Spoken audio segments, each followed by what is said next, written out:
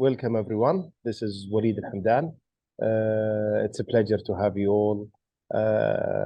Sincerely, thank you, Mark, for giving me the time again to talk about a new subject that we have discussed offline for a few days that multiple people are asking, or I could see it searching, is how can I measure customer experience, which is the measurement. I think so. There are more than one level. There are the level of measuring through people, measuring through technology, measuring through performance, measuring through ROI, basically, is that the return on investment on it. So please, the floor is yours. It's your call. Thank you. Thank you. Thank you, Waleed. Yes, I really appreciate this opportunity to be here. And this is a very essential, I think, conversation, an essential component to the overall customer experience process and the journey. You spend a lot of time sort of designing the experience you would like your customers to receive, and you have it in your mind, a very clear picture of how you would like all of your frontline team members to really deliver on that promise, on that sort of expectation. And so it's important and essential to go back and really determine how close you are getting to the mark, because there's a lot of components that have to do with how effectively they will be able to deliver on that experience. And that is, things that are outside of your control, like weather and time of day and the number of people that are inside of your store or inside of your location. And so we have to recognize that it is not always a picture perfect moment. But what we felt at Disney was important was really to try and measure using the very, very customary secret shopper program. So, bringing someone in at an unknown, at an undisclosed moment in time once a month, in order to really kind of conduct a shopping experience, and then really kind of notate how were they treated, what did they experience, how did they feel. Now, what was unique is that we had in the previous sort of generations of Disney Store, this shopping sort of program kind of evolved. At first, it was looking at cleanliness and the neatness of the store and how well together it was put. And it was very lengthy, and there were many components, and the total score was of 101, like the Dalmatians. The top score was 101 that you would try to achieve. Very difficult to achieve, extremely difficult to achieve, but very much something that you aspired to. And every once in a while, you were pleased to see that you received that 101 score. So it was a challenge between the branches? Oh, it was a challenge between branches and districts and regions, divisions. Yes. So there were bonuses were also calculated on that level of service that you were able to deliver. So sales, service, and then sort of like show, which was kind of how you were able to maintain the standards within the store. But from the service perspective, what we spent a lot of time really designing how we wanted to kind of turn the page and create this new, unique mission magic strategy. And so what we found, or what we decided, was that it was going to take a very unique measuring system. And so we were fortunate to partner up with a really great vendor, really great partner who was willing to say, okay, tell us what you would like us to do. Tell us what your needs are, and we'll try and work together to build a program.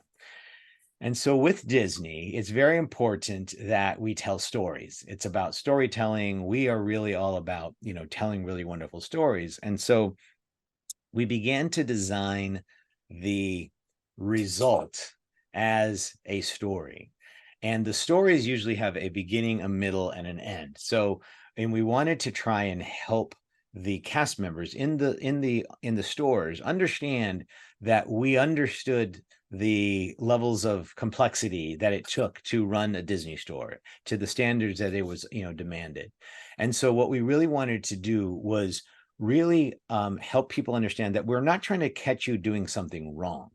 And one of the ways that we thought we would do that was really introduce the types of people who were going to be conducting the shops. And what was very important, one very critical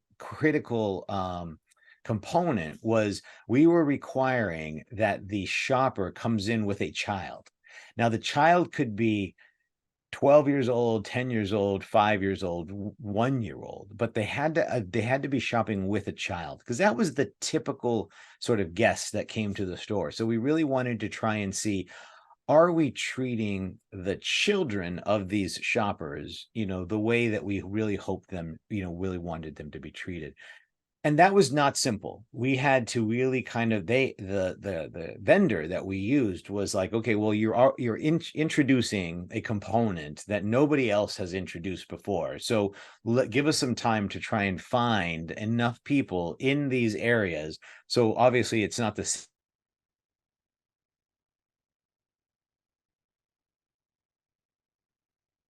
to service this account. And so, yeah. No, So we but gave them, you freeze. oh yeah. So we gave them some time to really kind of like develop their kind of teams that we're going to be going out to visiting our stores. And keep in mind, we had really kind of shrunk the chain so that it wasn't that there were a lot of stores all around each other. So there was like, this many in Los Angeles, this many in San Francisco, this many in Denver, this many, but it wasn't that they were very close together. So we understood, look, this is going to be tough, and we're going to be asking you to do something challenging. And so we wanted to kind of like get some biographies, some bios of those folks to be able to introduce them to our team members. So before we launched this program, we did have one of the team meetings where we said, we want you to meet Mrs. Smith, Mrs. whatever, whoever, or Mr. So-and-so.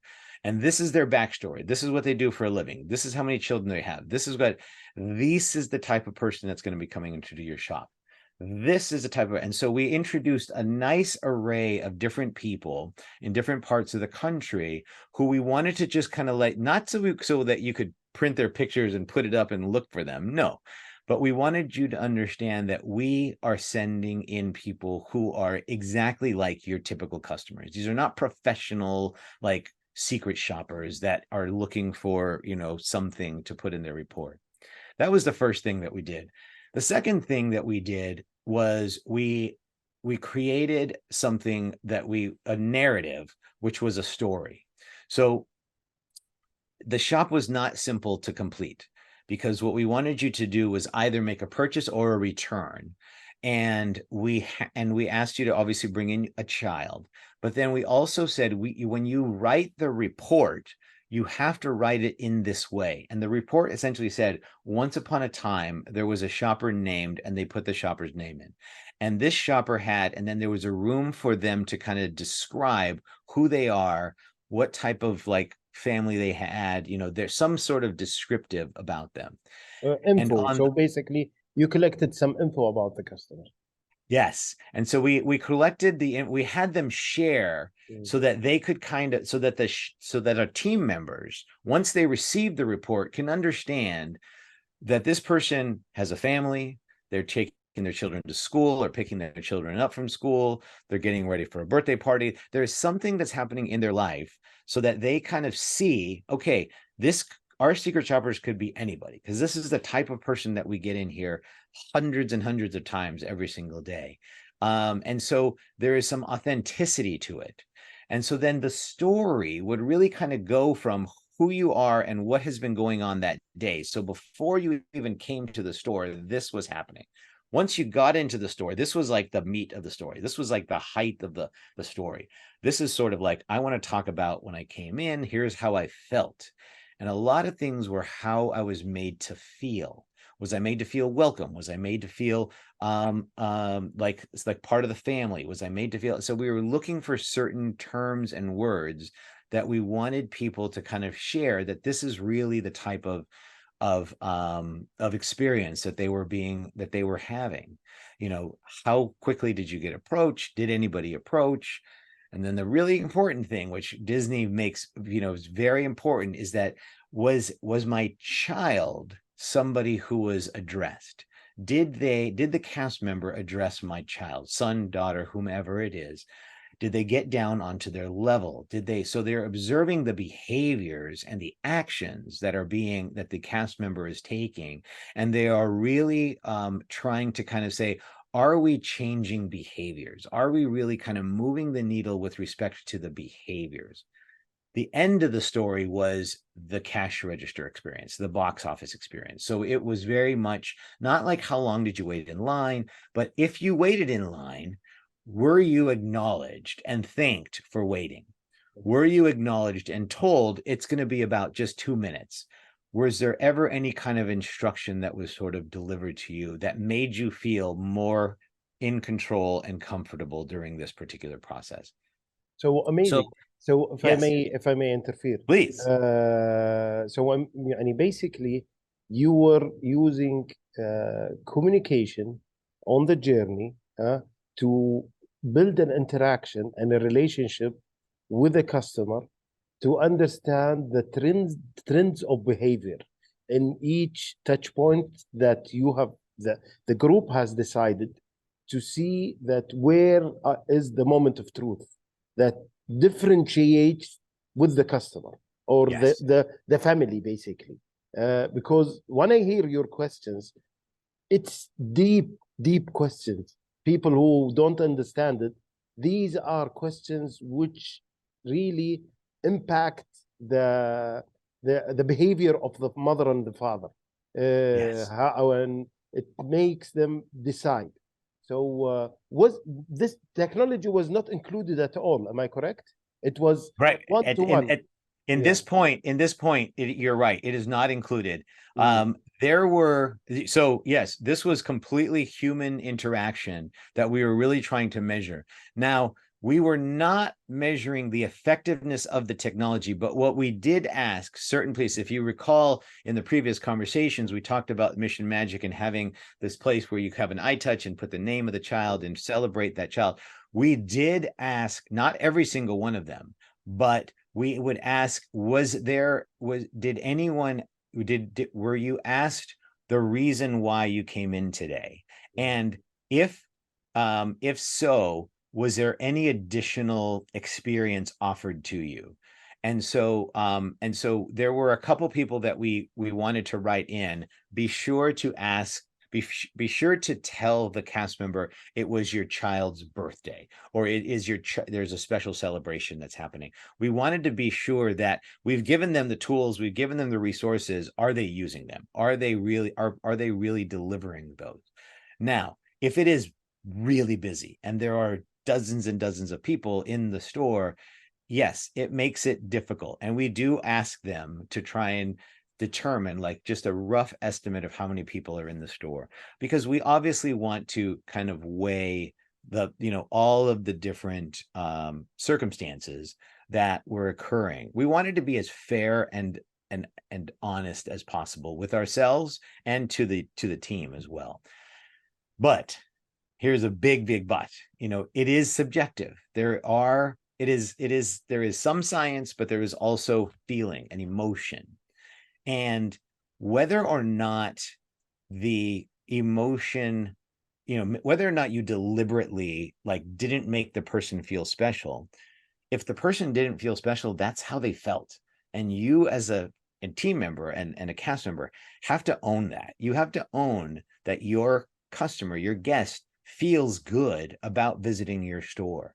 So yes, it was busy. Yes, it was a Saturday. Yes, you might have gotten a shipment that came to your back door at the same time. And so there was all these other things.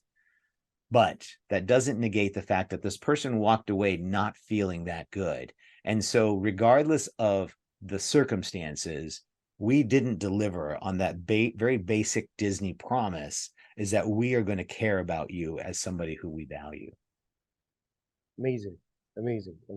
So basically, measuring that and that journey is really help you. Can I understand how did it help you as a management or as a decision makers to make new decisions, to improve, change, all of that? So that's a fantastic question. And at the outset, what we felt was that we had created something bespoke, unique, original, brand new, never been done before. So we were very proud of ourselves that that we were getting these insights that were like a few levels higher than the typical kind of NPS, kind of like those types of scores. Here's the problem, and this is the big problem. We rated it on a 5-star scale. So just like Amazon, just like, you know, TripAdvisor and Netflix and everything, it's like 1 star, 2 star, 3 star, 5 stars. A lot of people were getting 4 stars or 5 stars, a couple of 3 stars. Yes, there were a few 1s and 2 stars. And those were really obvious. Okay, what do we look for? What do we see that here's what we should change, and we should dial in and make a decision. Here's where we should focus. You know, consistently, you're not really engaging with your guests. Consistently, the cash wrap, the box office, the cash register experience isn't like up to par. Consistently, this, whatever those are.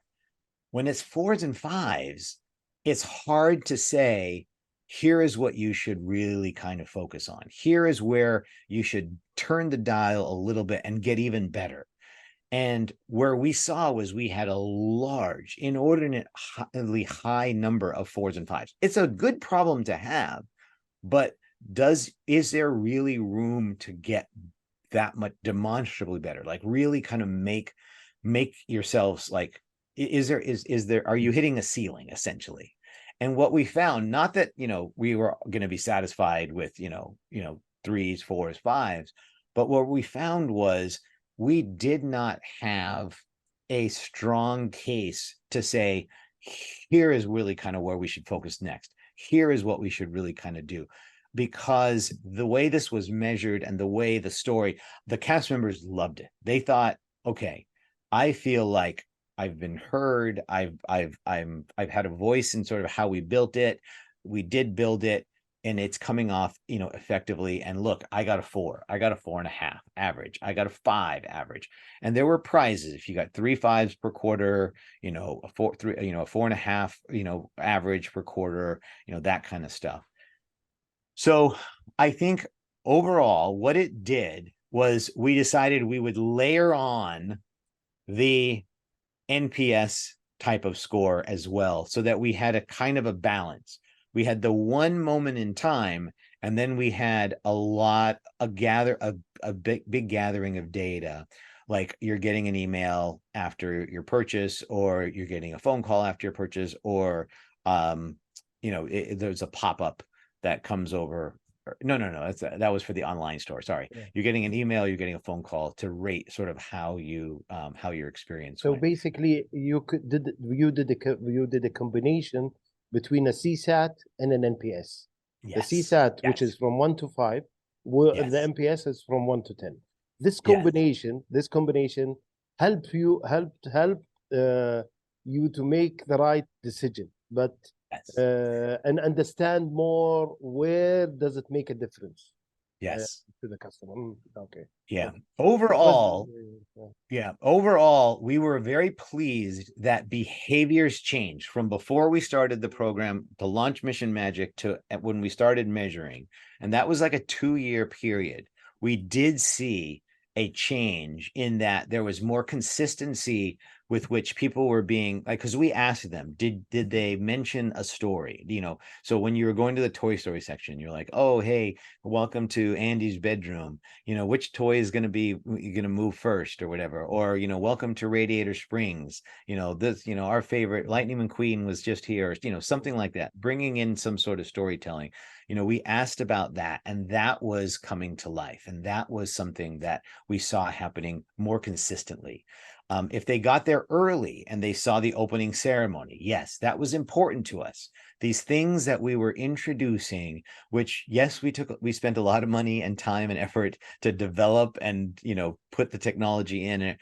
Was it being used? Yes, that's great. Okay. No excuses, no reasons why that shouldn't happen. If it's a ritual, We really needed it to happen, and it was. And so those were things that we were able to kind of like see, measure, and feel good that we were delivering on the experience that we were hoping to deliver. One last question, because Sure. this is something I really faced, which is any surprises. What do I mean by surprises? Is that you were expecting, as a management, that the outcome of a performance and outcome of in the journey, that it will be, let's say, something that people will be happy about. Surprisingly, after you did the NPS and the CSAT, the numbers showed that your decision was not correct. The customer needed something else. So do you have any recall of anything? Yes. So when we first introduced the Imagination Park store, we introduced in a town called, I think I mentioned before, Montebello, California, a very sort of high Hispanic, working class sort of mall, which the idea was, if it works there, if we're able to get people to spend money and stay, to spend time, enjoy coming, visiting repeatedly, and, spend money. If we are able to do it there, we should be able to do it everywhere, and it should be great. So a little bit later on that year, we went to this mall in Santa Monica, California, which is a very high tourist area. So this is not, there are homes and people do live around there. But what we found was that people didn't necessarily want the level of care, experience, and handholding that we were providing in Montebello. We were providing, we wanted to do the same thing, but this particular guest was a tourist, and they were kind of in a hurry, and they have a lot of things. They weren't very relaxed and calm. They wanted to see a lot of things, and they had only a certain amount of time that they were able to shop. There were buses that dropped people off, and they had like 2 hours to shop in this mall, and so they were kind of going from store to store.